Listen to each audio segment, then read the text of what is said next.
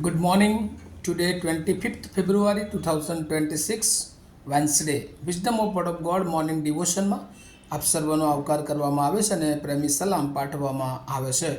આજે સવારે આપણે નીતિવચનોના પુસ્તકમાંથી એનો 15મો અધ્યાય અને 30મી કલમ ઉપર ટૂંકું મનન કરવા માગીએ છીએ. અને પ્રભુનું વચન આપણને આ પ્રમાણે કહે છે, આંખોના અજવાળાથી અંતઃકરણને આનંદ થાય છે અને સારા સમાચાર હાડકાને પુષ્ટ કરે છે. અને એક થીમ અથવા મુદ્રાલેખમાં કહેવું હોય તો સ્પીચ ગુડ ન્યૂઝ, એટલે કે વાણી એ સારા સમાચાર. અંગ્રેજીમાં NIV બાઇબલ પ્રમાણે પ્રોવ્બ્સ chapter 15 વર્સ 30, a cheerful look brings joy to the heart and good news gives health to the bones. અને આ પ્રભુનું વચન છે. આજે સવારે આપણે જ્યારે જોઈએ છીએ, ખાસ કરીને વાણી અથવા શબ્દો અથવા આપણને જે ઈશ્વરે જીવન આપ્યું છે ને એમાંથી, આપણા જીવનમાંથી લોકોને માટે આપણે જે વાણી બોલીએ છીએ અને જ્યારે આનંદદાયક વાણી બોલીએ છીએ ત્યારે ઘણા બધા અંતઃકરણને એ આનંદ આપનારી હોય છે. અને આંખોમાં, અહીંયા લખ્યું છે, આંખોના અજવાળાથી અંતઃકરણને આનંદ થાય છે અને સારા સમાચાર હાડકાને પુષ્ટ કરે છે. અને એટલે અહીંયા નીતિવચન એ આ સેઇંગ્સ અથવા કહેવત કહીએ કે આપણે જ્ઞાન જે પ્રભુ એ સુલેમાન દ્વારા આપ્યું છે. અને એમાં ઘણી બધી વાર આ અલગ અલગ પ્રકારની બાબતો દ્વારા અલગ અલગ વિચારો એ અહીંયા પેરેલલ જે સેઇંગ્સ છે એના દ્વારા પ્રભુ ઘણી બધી વાર શિક્ષણ અલગ અલગ રીતે આપે છે. અને અહીંયા જે પ્રભુ કહેવા માગે છે કે આપણું જે સંગત, ફેલોશિપ વિથ ગોડલી પીપલ, એ આપણા જીવનમાં એ બહુ મોટી અસર ઊભી કરે છે. અને ઈશ્વર જે આપણને શબ્દો આપ્યા છે, ગયા વખતે પણ આપણે જોતા હતા કે શબ્દો એ ઘણા બધા જીવનોને સારવાર આપે છે. અને એટલા માટે ઘણી બધી વાર આપણા જે શબ્દો, આપણી જે વાણી છે એ બીજાઓને ઘણી બધી વાર જે આંખોનું અજવાળું જેમ અંતઃકરણને આનંદ આપે છે, તેમ આપણી વાણી એ ઘણા બધા લોકોને અંતઃકરણમાં જાણે કે આનંદ એ આપનારી બની શકે છે. અને એટલે અહીંયા જે કહે છે કે સારી જીભ એ હંમેશા એ બહુ અગત્યની બાબત છે. અને એટલે ગુજરાતીમાં એક કહેવત છે, સંગ તેવો રંગ. અને જીવાની સાથે આપણે સંગત રાખીએ છીએ એવી અસર એ આપણા જીવનમાં એ હોય છે. અને એટલા માટે હંમેશા બે જે શરીરના અંગો છે, એક હૃદય અને મન, જો હૃદય એ આનંદિત હોય તો એ આપણા જીવનને વધારે પ્રભુની નિકટતામાં રાખી શકે છે. અને મન જો ઘાયલ હોય, દુઃખી હોય તો ઘણી બધી વાર આપણને કોઈ રોગ ના હોવા છતાં પણ આપણા હાડકાઓને જાણે કે એ સુકવતા જતું હોય છે. ને એટલે ઈશ્વરને મળવાનો આનંદ. અને એટલે પાઉલ પ્રેરિત વારંવાર કહે છે કે પ્રભુમાં સદા આનંદ કરો. અને પ્રભુના એ શબ્દો, પ્રભુના વિચારો, પ્રભુની જે બાબતો છે એને જ્યારે આપણે વધારે આપણા જીવનમાં એ લાગુ કરીએ છીએ ત્યારે પ્રભુ એનો આનંદ એ આપણને આપે છે. અને એટલે પ્રભુનું જે આનંદિત હૃદય એ આપણા અંતઃકરણને જાણે કે આનંદિત કરે છે. કોઈ વાર એવા કોઈ સમાચાર મળે કે જે આપણને ખરેખર બહુ આનંદ એ આપનારા હોય છે. અને જૂના કરારમાં આપણે જો જોઈએ તો ઉત્પત્તિનો 45મો અધ્યાય અને એને 27મી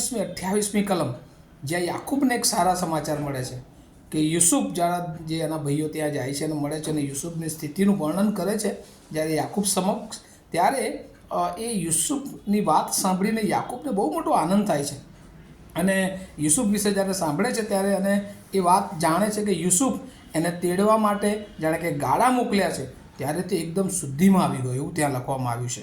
અને એટલે યુસુફ હજુ જીવે છે એ જાણીને જાણે કે એને આશ્ચર્યજનક આનંદ એ થઈ જાય છે.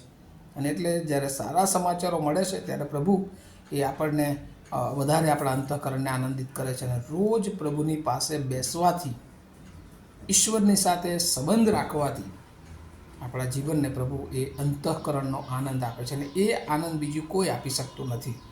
યશાયા પ્રબોધક એનો 52મો અધ્યાય એની 7મી અને 8મી કલમમાં પણ લખવામાં આવ્યું છે કે સારી જે વધામણી લાવે છે, જીવનની શાંતિ લાવે છે. અને એ આપણા જીવનને જ્યારે આવે છે ત્યારે વૃદ્ધિ, હર્ષાનંદ એ આપણા જીવનને કરે છે. અને આ જગતમાં પ્રભુ ઈસુ પણ આવ્યા અને આપણે જ્યારે એમને સ્વીકારીએ છીએ ત્યારે આપણા અંતઃકરણમાં એક અનેરો આનંદ એ જોવા મળે છે. અને એટલે આત્મિક જીવન જેટલું આપણું મજબૂત હોય છે, પ્રભુના પ્રાર્થનામાં, વચનોમાં દ્રઢતાથી આપણે લાગુ રહીએ છીએ, ત્યારે દરેક પ્રકારની નિરાશા અને હતાશા, ચિંતાઓથી, શૈતાનની જે દરેક કુયુક્તિઓથી છે એનાથી પ્રભુ આપણને દૂર રાખે છે. અને હંમેશા આપણા જીવનો એ આનંદમય હોય છે. આપણે જોઈએ છે કે જ્યારે મૂસા એ દેવની હાજરીમાંથી એ પરત આવે છે ત્યારે એના ચહેરા પર એક અલગ આનંદ એ આપણે જોઈએ છે.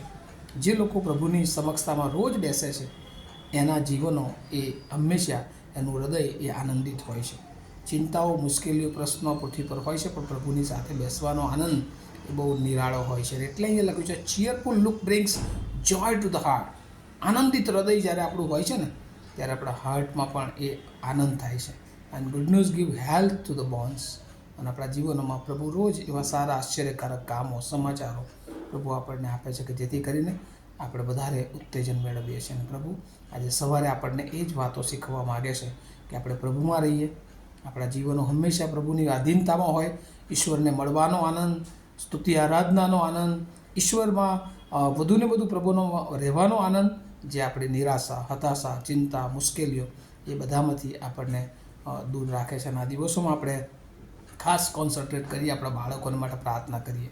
જેઓ ધોરણ 10 અને 12 આવતીકાલથી તેઓની પરીક્ષા શરૂ થનાર છે, ત્યારે ચિંતા, મુશ્કેલી, પ્રશ્નોમાંથી ઈશ્વર એમને આ પરીક્ષા આપવાનો એક અનેરો આનંદ એ એમના જીવનમાં આપ્યો છે. ત્યારે આનંદથી, ખુશીથી આ પરીક્ષાઓ આપે અને એમના માટેનું જે ભવિષ્ય ઈશ્વરે રાખ્યું છે એમાં તેઓ આગળ વધે, એ જ મારી શુભેચ્છા અને પ્રાર્થના છે. આવો આપણે પ્રાર્થના કરીએ.